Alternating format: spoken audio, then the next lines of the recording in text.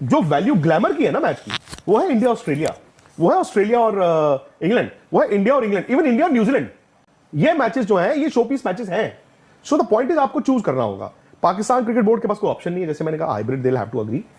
अगर वो अपने पैर पे कुल्हाड़ी मारना चाहते हैं या गोली अपने पैर पे मारना चाहते हैं तो क्या है, वो दूध में से मक्खी की तरह निकाल देंगे, फिर नुकसान को, जहां पर उन्होंने ये कहा है कि पाकिस्तान में इस वक्त फेस वैल्यू नहीं है और क्रिकेट में स्पेशली, और सेकेंडली ये है कि अगर पाकिस्तान की इस वक्त जो पोजीशन है तो पाकिस्तान को इस तरह से बाहर निकाला जा सकता है जैसे दूध में से मक्खी को निकाला जाता है। फेस वैल्यू नहीं है हमारे पास प्लेयर कोई, तो ना खेलो भाई। अपने ब्रॉडकास्टर को कहो कि वो उसमें अगर इतना दम है तो वो पाकिस्तान के साथ ना खेले, पाकिस्तान को ना शामिल करवाए जी, फिर देखते हैं ब्रॉडकास्टर मरता है कि नहीं मरता। बड़ी उनकी रिस्पेक्ट थी मेरी नजर में। मैं उसको एक आइडियल स्पोर्ट्स जर्नलिस्ट मानता था। वो रोज दोपहर को पॉडकास्ट करना शुरू हो जाते हैं कि पाकिस्तान ने ये कर दिया, पाकिस्तान ने वो कर दिया, पाकिस्तान पैसे लेके मान गया, पाकिस्तान के पास 5 ऑप्शन है। I have told from the broadcasters, I have told from the BCCI, I have told ये, आई हैव टोल्ड वो। विक्रांत गुप्ता साहब ने कहा कि दूध में मक्खी की तरह जो है वो हम आपको बाहर निकाल कर फेंक देंगे। अच्छा भाई आप कौन होते हैं दूध में मक्खी की तरह फेंकने वाले? Power, I mean Jay Shah के पास ये पावर्स है कि वो ऐसा कर सकता है। कह रहा है कि कानूनी कार्रवाई होगी पाकिस्तान के ऊपर। वो जो $2 मिलियन का एक जुर्माना होता है आईसीसी का कि जब कोई मेंबर खेलने से इनकार करता है तो उसके ऊपर होता है। लेकिन कुछ चीज का पता नहीं चल रहा। जो भी चीजें आईसीसी से आती हैं वो कहती है जी अभी डिस्कशन चल रहा है, हम आपको अपने चैनल के थ्रू, जो हमारा ट्विटर है या हमारा फेसबुक है या हमारा वेबसाइट है, वहां से हम आपको बता देंगे। तो नसीम शाह हमारे पास है, बाबर आजम हमारे पास है, हारिस रऊफ हमारे पास है। आप कह रहे हैं फेस वैल्यू? खुदा का खौफ करें, रिजवान हमारे पास है। ये वो ऐसे प्लेयर हैं जो पाकिस्तान के, आप कह रहे हैं जी पाकिस्तान में कोई है ही नहीं प्लेयर। तो भाई आप लोगों के पास कौन सा रवि शास्त्री आ गया जी, सहवाग आ गया, तेंदुलकर आ गया। चैंपियंस ट्रॉफी को लेकर पूरे तरीके से पागल हो चुके पाकिस्तान को विक्रांत गुप्ता के बयान से बड़ी मिर्ची लगी है। जहां विक्रांत गुप्ता ने यह कहा है कि पाकिस्तान जो अड़ा हुआ है कि वो चैंपियंस ट्रॉफी पर अपनी शर्तें मनवा लेगा, तो पाकिस्तान ऐसा क्यों सोच रहा है? पाकिस्तान की टीम की अब वो हैसियत नहीं है जिसके साथ मैच देखना लोगों को पसंद आता था। इस टाइम पाकिस्तान की टीम की ब्रांड वैल्यू 0 है और भारत में लोगों को India Australia, India south Africa, India New Zealand match देखना ज़्यादा पसंद आता है इंडिया पाकिस्तान के मुकाबले। तो पाकिस्तान अपनी हठधर्मी ना दिखाए और मान जाए। अगर ज़्यादा जिद करेगा तो दूध से मक्खी की तरह पाकिस्तान को चैंपियंस ट्रॉफी से निकालकर बाहर फेंक दिया जाएगा और चैंपियंस ट्रॉफी की मेजबानी किसी दूसरे देश को सौंप दी जाएगी। दरअसल पाकिस्तान क्रिकेट बोर्ड की ये शर्त है, जैसे भारत पाकिस्तान में जाकर नहीं खेल रहा, उसी तरह से पाकिस्तान भी अगले 3 सालों तक भारत में कोई भी आईसीसी का इवेंट खेलने नहीं जाएगा। और ये पाकिस्तान बोर्ड भारत से लिखित रूप में मांग रहा है कि हम पे उस टाइम दबाव ना बनाया जाए और पाकिस्तान के मैचेस भी हाइब्रिड मॉडल पर हों। पर बीसीसीआई का साफ कहना है कि हम तुम्हें कुछ भी लिख कर नहीं देंगे, अगर तुम्हें भारत में ना आना हो तो तुम मत आना और खुद ही टूर्नामेंट से बाहर हो जाना, पर हमसे लिखित रूप में कुछ मत मांगो।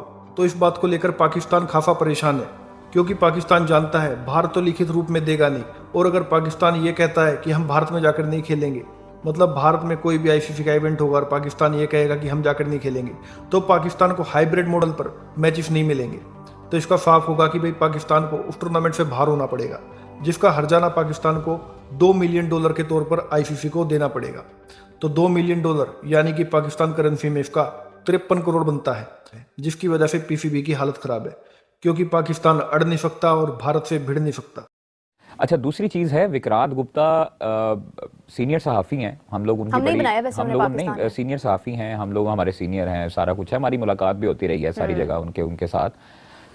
मसला सिर्फ ये है कि अगर वो सहाफ़त कर रहे हैं तो कम से कम उनको सहाफ़त के एथिक्स पता होने चाहिए और कुछ चीज़ों को उनको इतना जो है वो अंधा नहीं होना चाहिए जय शाह साहब की मोहब्बत में।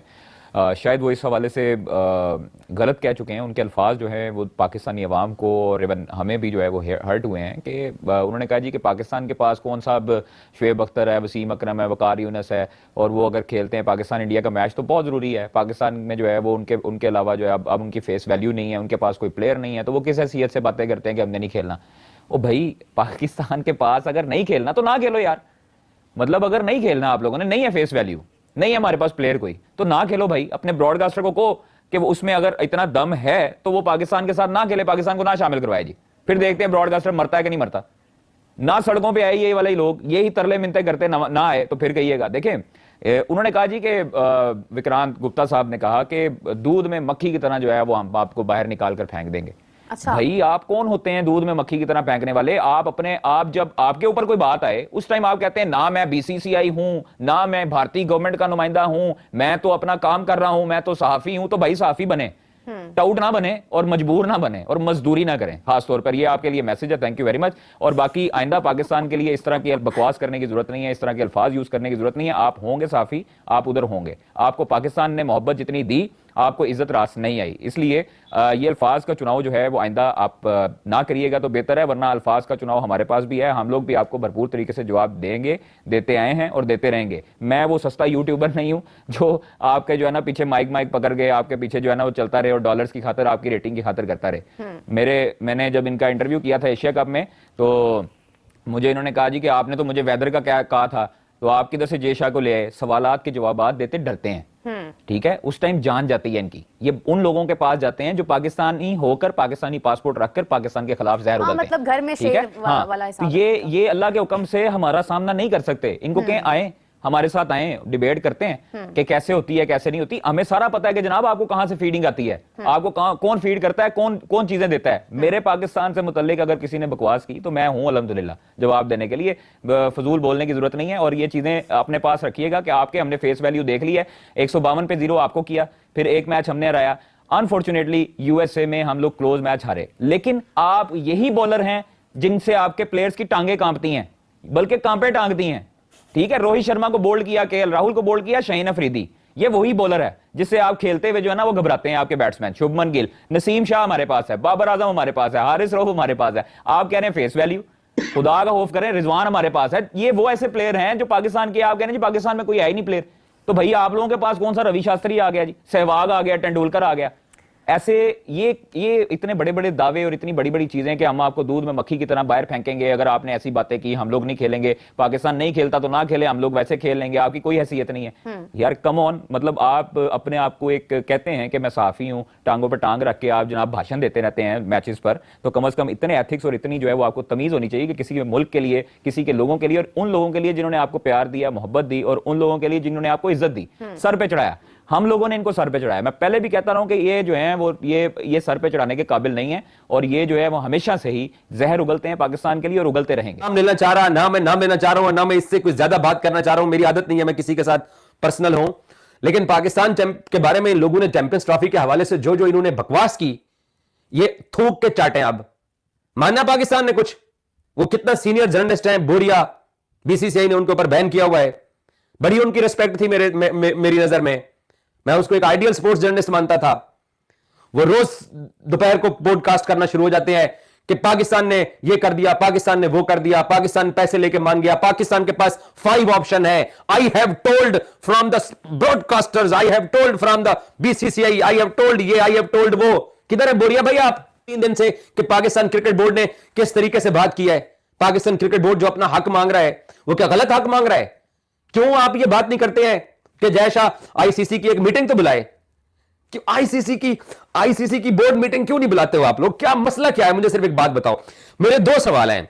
एक, आप लोग आईसीसी की बोर्ड मीटिंग बुलाने की जुर्रत क्यों नहीं कर रहे हो? दूसरा, अब तक जो आईसीसी की बोर्ड मीटिंग 3 मरतबा जो पोस्टपोन हुई है, क्यों हुई है? ये पाकिस्तान वाले, ये पाकिस्तान की जुर्रत, ये कोस्टा रिका पाकिस्तान, हम अमेरिका हिंदुस्तान। वो कोस्टा रिका ने तुम लोगों को दफ्तर छोड़ के भागने पे मजबूर कर दिया है।